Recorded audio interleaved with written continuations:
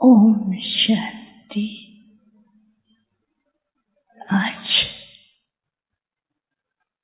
वरदानी दिवस सतगुरुवार के दिन आप सबकी याद लेके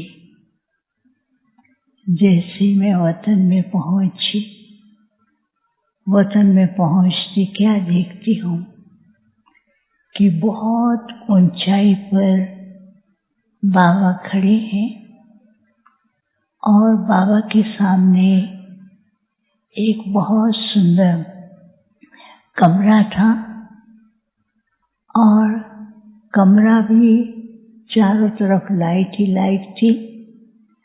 तो बाबा खड़े हैं सामने और बाकी काफी सारे भाई बहने नीचे खड़े हुए दिखाई दे रहे थे। तो बाबा ने क्या किया, ऐसे उंगली से इशारा किया तो वो कमरे का दरवाजा ऑटोमेटिकली खुलता था।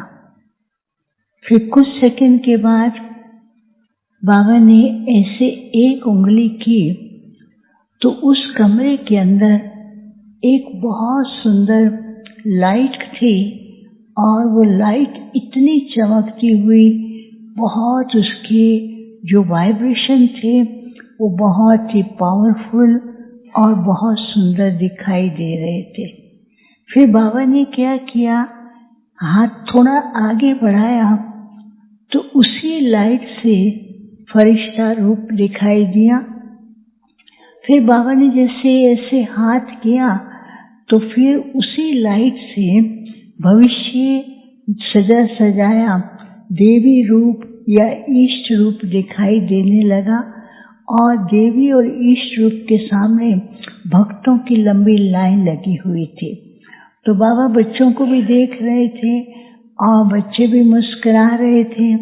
बच्चे कहते, बाबा आप भी हमें ऊपर बुलाओ, हम भी ऐसे करेंगे।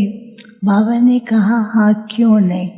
तो उस समय उस पहाड़ी के नीचे एक बहुत सुंदर सीढ़ी थी और उस सीढ़ी से 3-4 ही कदम थे, ज्यादा नहीं था। तो बाबा ने कहा इससे चढ़ करके ऊपर आओ। तो जैसे ही वो उस सीढ़ी पे कदम रखते हैं तो जो पहला स्टेप था उस स्टेप में ऐसे हलचल और वो सीढ़ी का स्टेप कभी इधर कभी उधर जाता था।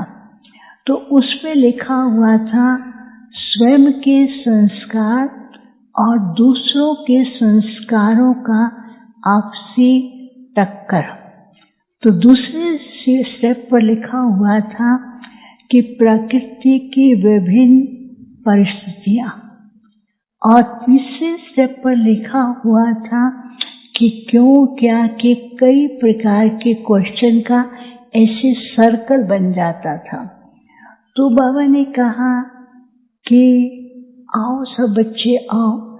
तो फिर भी वो चढ़ते हैं, कोई पहला स्टेप पार करता है तो दूसरे स्टेप के अंदर वो बीच में अटक जाता है।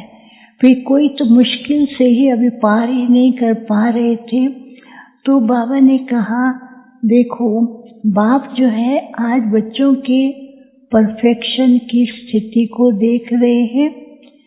उस स्टेज पर पहुंचने के लिए बच्चे भी पुरुषार्थ कर रहे हैं, लेकिन अभी बच्चों के सामने कौन कौन सी बातें रुकावट या उस स्पीड को बढ़ाने में कमी कर रहे हैं।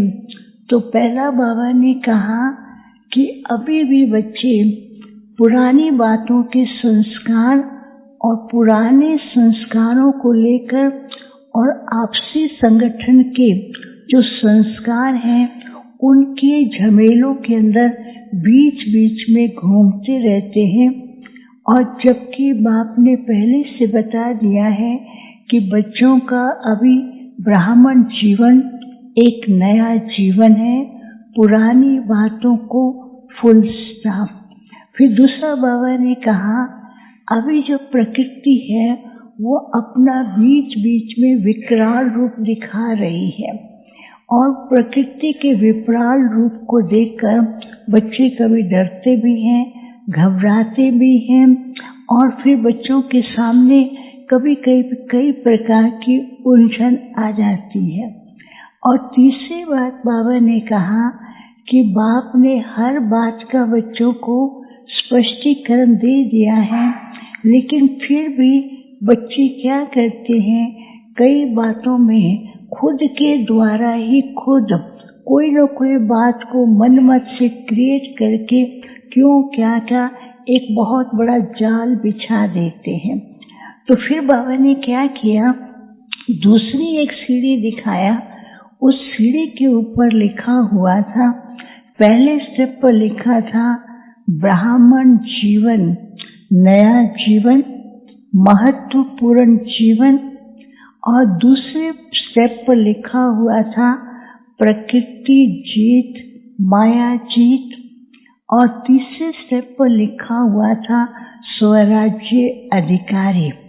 तो फिर बाबा ने कहा इस सीढ़ी को छोड़ के इस सीढ़ी से चढ़ो। जैसे उस सीढ़ी पे कदम रखते हैं दूसरी सीढ़ी पर, तो एकदम फटाफट चढ़ जाते हैं और ऊपर जाकर के बाबा के पास सब खड़े हो जाते हैं। तो बाबा ने कहा देखो ये दृश्य को कौन अपनी उंगली से टच करेगा।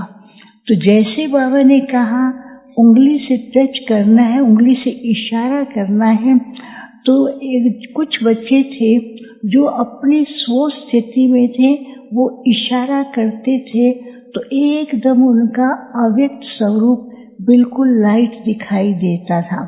कुछ बच्चे ऐसे थे जो उंगली से ऐसे हाथ किया तो उनका फरिश्ता रूप सामने आने लगा। फिर बाबा ने कहा सब बच्चे हाथ करो।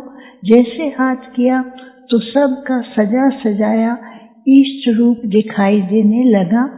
तो बाबा ने कहा अभी समय परिस्थितियां अपना रूप बदलते जा रहे हैं और बच्चों का 1 सेकंड का ही पेपर है। 1 सेकंड के इशारे से ही अपनी संपन्न स्थिति को बनाना है। तो इसलिए बाबा ने कहा एक के साथ संबंध रहे, एक ही साथी है, और दूसरा संकल्पों को कम करके इकोनॉमिकल बने।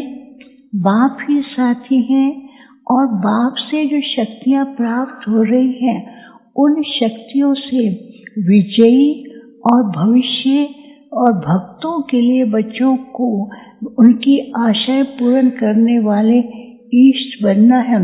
तो बाबा ने कहा प्रकृति तो खूब खेल दिखा रही है और भी कई प्रकार के खेल दिखाएगी, लेकिन बच्चों को साक्षी होकर प्रकृति जीत बन करके चलना है और सदा एक ही संकल्प में कि बाप मेरा साथी है। तो जैसे उस संकल्प को करेंगे तो आपके जो संपन्न स्वरूप है वो सामने जल्दी प्रकट होगा और उस स्वरूप के अंदर भी टिक सकेंगे। फिर तो बाबा को मैंने भोग रखा और भोग स्वीकार कराने से पहले ही मैंने बाबा को कहा बाबा आज तो सब मधुबन निवासी सब ने खास मोहिनी बहन के निमित्त याद प्यार दिया है। तो बाबा ने जैसे ऐसे किया तो ऐसे हाथ की ताली बजाई, वो तो दूर से दौड़ती दौड़ती आए बाबा बाबा करके और बाबा के गले लग गई। बाबा ने कहा देखो इस बच्ची का शुरू से भाग्य रहा है, बाप की गोदी में पली, बाप के साथ हाथ में हाथ पकड़ करके और साथ साथ विशेष दादियों के अंग संग रह करके सबके प्यार की पालना पलने वाली और अनेकों को वैसा अनुभव कराने वाली रही। खुद भी हंसती खेलती और कोई भी प्रकार की उलझन लेके आता तो उस उलझन को 1 सेकंड में हंसते हंसाते पूरा कर देती थी। ये भी एक बहुत विशेष गुण और बच्ची का भाग्य रहा है। तो फिर फटाफट कहती बाबा आज तो मधुबन से भोग आया है, तो ऐसे फटाफट खोलने लगी। बाबा ने कहा हाँ बच्ची तुम्हारे को भी सब याद करते हैं, फिर कहती हैं बाबा तो बीच बीच में मेरे को मधुबन भी भेजते हैं और मैं यहाँ आकर के सबको देखकर और बाबा के स्थानों को देखकर मुझे भी बहुत खुशी होती है कि बाबा के लाडले बच्चे कितनी सेवा कर रहे हैं। फिर जैसे ही भूख था तो बाबा ने उठाया मोहिनी बहन को खिलाने। मोहिनी बहन कहे नहीं, पहले तो मैं बाबा को खिलाऊंगी। और बाबा को भूख स्वीकार कराया, बाबा ने उसको स्वीकार कराया। फिर कहती बाबा सबको बुलाओ ना। तो जैसे ही कहा ना तो ढेर मधुबन निवासी और सब कई भाई बहने थे। तो बाबा को कहती बाबा आज आप इनको भोग खिलाओ। बाबा ने कहा नहीं आज तुम खिलाओ। कहती नहीं। फिर तो बाबा का हाथ पकड़ लिया। तो बाबा के हाथ पकड़ करके ऐसे कर रहे थे बाबा और मोहिनी बहन सबको भोग के सबके पास पहुंच रहा था और बहुत खुश हो रही थी क्योंकि उसको रहता था सबको वैरायटी भोजन खिलाएं। और फिर तो बाबा ने सबको याद भी दिया और मोहिनी बहन ने खास दादियों को याद करते हुए, सेवा साथियों को याद करते हुए सबको याद भी दिया, थैंक्स भी दिया। और उसके बाद फिर जिनके निमित्त विशेष भोग थे उनके प्रति भी बाबा को याद दिया। तो बाबा ने सबको सामने इमर्ज करते हुए दृष्टि के द्वारा उनको भी वरदान और शक्ति दे रहे थे। अच्छा, ओम शांति।